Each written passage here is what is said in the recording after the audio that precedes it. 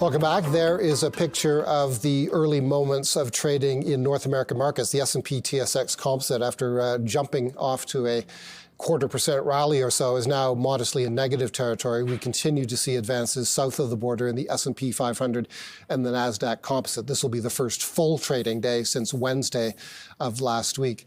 Let's go to our expert guest for his take on U.S. markets. Scott Wren is Senior Global Equity Strategist at the Wells Fargo Investment Institute. Scott, thanks a lot for joining us. You say in some recent commentary that investors should look through any choppiness that may arise in markets from knee-jerk reactions to the U.S. election, worries about tariffs and U.S. inflation. It sounds like you're advising investors to buy the dips. Is that correct? Yeah, it is, Paul. We want to buy the dips, but as you know, they've been few and far between. Really, if you look back to August or October of 2023, we've only really had a couple of decent pullbacks. The one that happened in early August of 24, that came and went very quickly. So what we're trying to do is, we're leaning into stocks. We're leaning into sectors like financials and industrials, communication services, and we like energy. If oil's in the $65, $70 range, we want to be overweight energy. So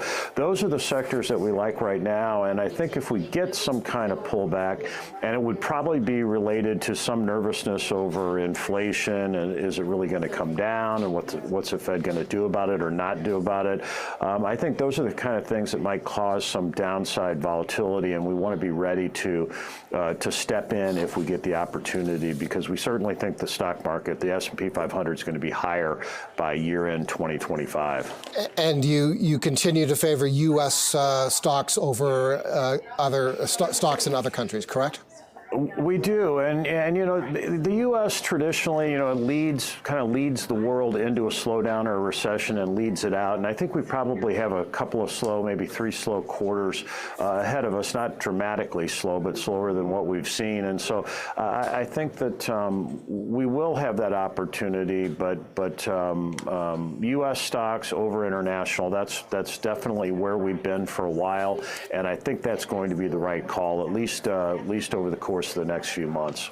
What are your thoughts on the incoming Donald Trump administration and the reactions that we may see from investors, in particular his very vocal promises on tariffs? What are your thoughts on the relationship between tariffs and inflation in the U.S. economy?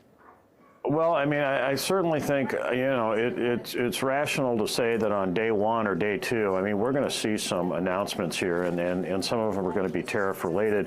It's hard to figure out exactly the magnitude of what the tariffs are going to be, but I think in the short run, you could certainly argue that it does add to inflation. Of course, whether it was Vice President Kamala Harris or Donald Trump, the goal of these tariffs is to build up, industry manufacturing here in the U.S. So I think the ultimate goal is good, but what happens between now and then, and what happens to inflation, that's where things become uncertain. So as I mentioned before, we're leaning towards stocks. We think you want to be cyclical here.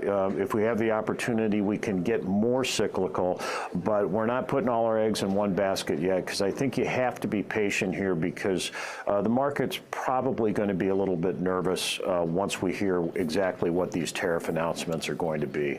And what is your view on the Fed and the U.S. economy? The Fed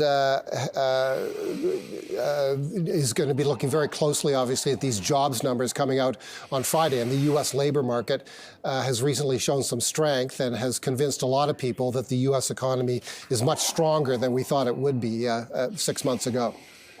Well, certainly the labor market's hung in better than what we thought it was going to. If you look back 12 months ago on what we thought was going to happen, we still think the labor market's going to weaken here And you're going to see some higher unemployment over the course of the next 12 months, maybe up towards, 4.8% is our official number for year-end next year. And so, this week, as you mentioned, this labor report's going to be important. We're going to get some ISMs and some PMI information. I mean, the services sector continues to be strong, but I think you are going to see a bit of a slowdown here after the holiday season, and that's going to add to some of this uncertainty. We think the Fed's going to cut at the December meeting this month, and we've got 2 penciled in for 2025. Now, I will say, the risk is to the downside. So in other words, you look at core PCE, personal consumption expenditures, I mean, it's quite a bit higher than where the Fed wants to see it. And so I think the risk is that the Fed cuts less, but we've got December and then 2 penciled in for next year. Scott, thank you as always for this conversation. Scott Wren, Senior Global Equity Strategist at the Wells Fargo Investment Institute.